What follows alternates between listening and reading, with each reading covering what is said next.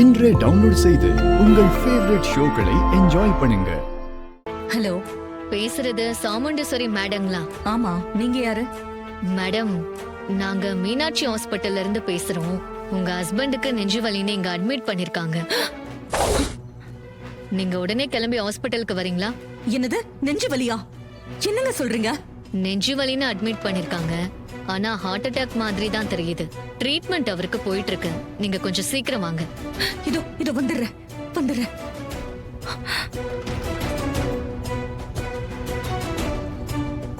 ஒரு நிமிஷம், இத வந்துடுறேன். சாரிம்மா, அப்பாவுக்கு ஹார்ட் அட்டாக்னு போய் சொல்லிட்டேன். எனக்கு வேற வழி தெரியலம்மா. நீங்க கார்த்திய பத்தின உண்மை தெரிஞ்சுக்க கூடாது. அதுக்கு நீங்க அங்க இருக்க கூடாது. உங்களை அங்க இருந்து கிளம்ப வைக்கதான் நான் இப்படி பண்ணேன். என்ன மன்னிச்சிருங்கம்மா.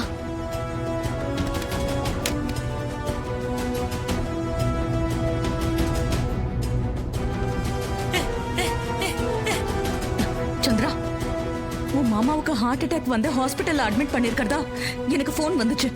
நான் கிளம்புறேன். என்னக்கா சொல்ற? மாமாவுக்கு ஹார்ட் அட்டாக்கா? நாம கிளம்பி வரப்ப நல்லா தானே இருந்தாரு. திடீர்னு ஹார்ட் அட்டாக்னா எனக்கு ஒண்ணும் புரியலையே. மீனாட்சி ஹாஸ்பிட்டல்ல இருந்து எனக்கு இப்பதான் கால் பண்ணாங்க. எனக்கு ஒரு மாதிரி படபடப்பா இருக்கு. நான் கிளம்பணும். அக்கா இரு பதட்டப்படாத. ஏதாவது ஃபேக் நியூஸா இருக்க போகுது.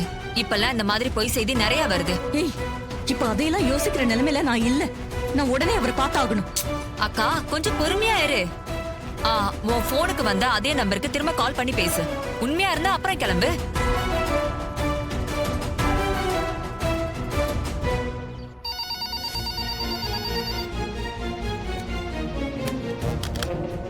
ஹலோ, சொல்லுங்க.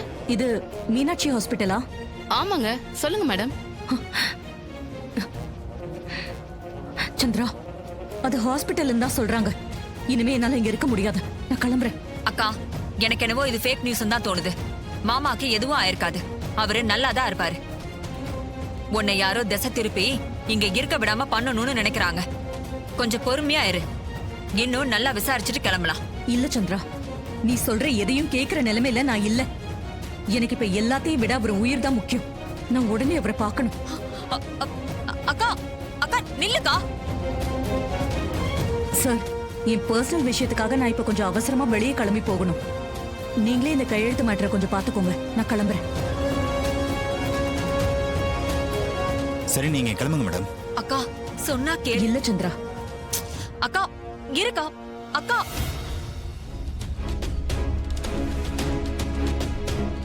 அப்பா புறப்பட்டு போயிட்டாளுங்க. முருகா,